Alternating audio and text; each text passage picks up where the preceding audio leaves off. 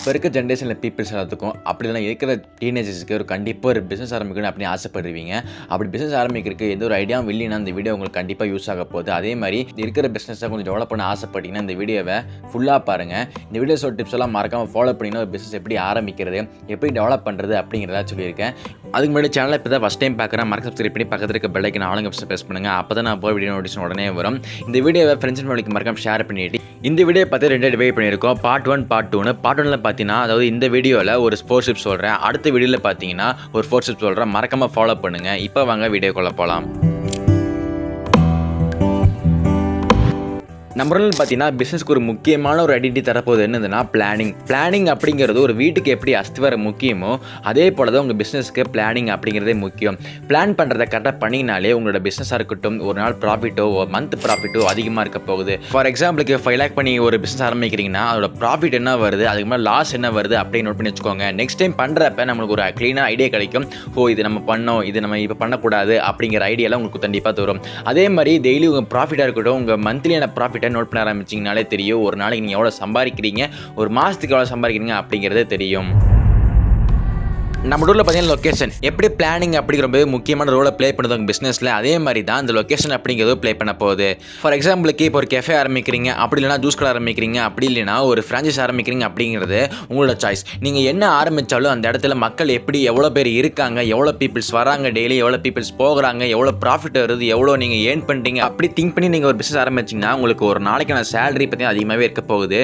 நீங்கள் மந்த்லி பார்த்தீங்கன்னா lumps of மணியாக மேக் பண்ண ஆரம்பிக்கலாம். இப்படிப்பட்ட கெஃபேவாக இருக்கட்டும், ஜூஸ் ஷாப்பாக இருக்கட்டும், ஐஸ்கிரீம் ஷாப்பெல்லாம் ஸ்கூல் காலேஜ் சைடில் போட்டிங்கன்னா உங்களுக்கு ரெவன்யூ பார்த்தீங்கன்னா ஒரு நாளைக்கு அதிகரிக்க போகுது. அதே மாதிரி மந்த் ரொம்பவே அதிகரிக்க போகுது.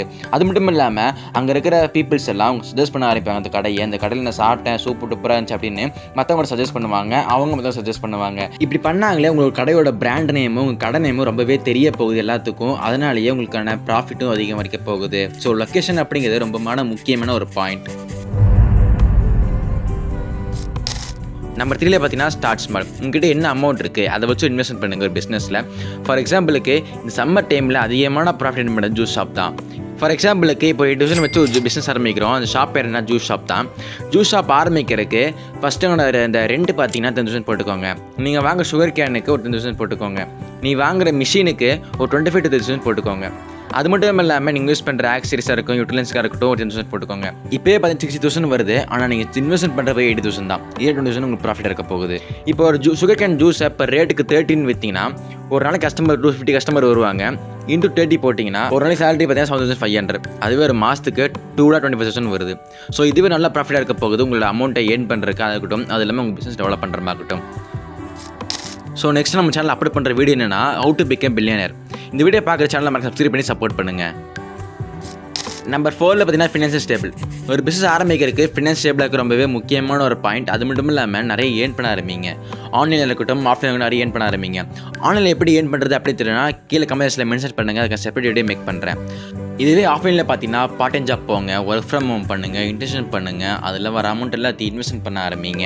இந்த மாதிரி பண்ணினாலே உங்களோட ஃபினான்ஷியல் ஸ்டேபிள் ரொம்பவே ஸ்ட்ராங்காக இருக்க போதுன்னு சொல்லலாம். ஸோ இந்த வீடியோ சொல்லியிருக்க பேசிக்கை ஃபோர்ஸ்ஃபுல்லாக ஃபாலோ பண்ணி எப்படி ஒரு பிஸ்னஸ் ஆரம்பிக்கிறது எப்படி டெவலப் பண்ணுறது பார்த்துருக்கோம். அது மட்டும் இல்லாமல் அடுத்த வீடியோ பார்க்குறது வெயிட் பண்ணுங்கள். அதுக்கு முன்னாடி சேனல் சப்ஸ்கிரைப் பண்ணி சப்போர்ட் பண்ணுங்கள்.